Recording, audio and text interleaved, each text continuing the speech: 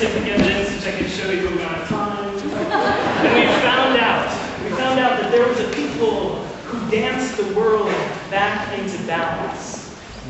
See, they could feel the earth. This was thousands of years ago, and they could tell that something was wrong. People were a little more disjointed. Nations were warring a little bit more, and all of a sudden the earth, the balance of the earth was starting to shift. There was odd weather. It might sound familiar. There's something happening like that sometime soon.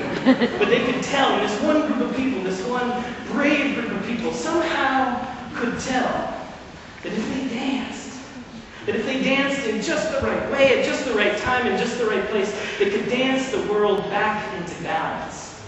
And so hundreds and hundreds of these people came together, people from far, far away.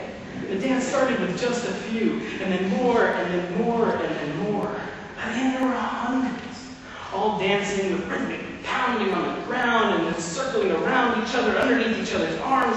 And there was a perfection that none of them had ever known.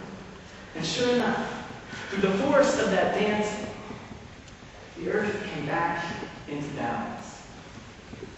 And they kept doing it for years and for years, but slowly, as the world got more complicated and people had commitments, people had sports, and they wanted to relax on these mornings, the number of the dancers just dwindled and dwindled. Finally, hundreds of years later, just about maybe 15 years ago, again, a little known fact, I'll show you later, 15 years ago, it had gone from these huge choreographed dances to 20 people in a circle doing the robot. But somehow still it was holding on to this tiny, thin thread of balance. And there was this little boy. His grandmother was one of the last few remaining dancers. And after he got over the embarrassment of going and watching his grandma do the robot, he felt a little strange about it. But one day, he felt something in the center of his body. And it pulled him into the center of the circle, and he sat. And he sat there and he closed his eyes, and he could feel the people moving around him in this very familiar dance. And he started to imagine.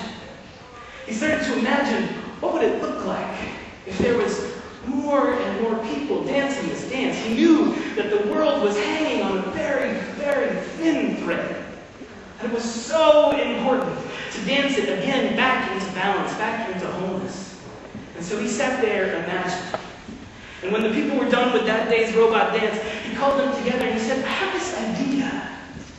And he told them about what he had been imagining. And sure enough, slowly, they all started to imagine. They supplemented the robot dance. They all sat and they would imagine, what would it look like? What could it mean? Slowly, more and more people came. And eventually, it was back to hundreds of people in this circle. But they didn't go back to the old ways. No, they did the robot dance. They brought in all sorts of new kinds of dances. And slowly, through this imagining, and through the dance which came out of it, they brought the world back into balance. So we can rise in body, rise in spirit, join in the next hymn as we all go off.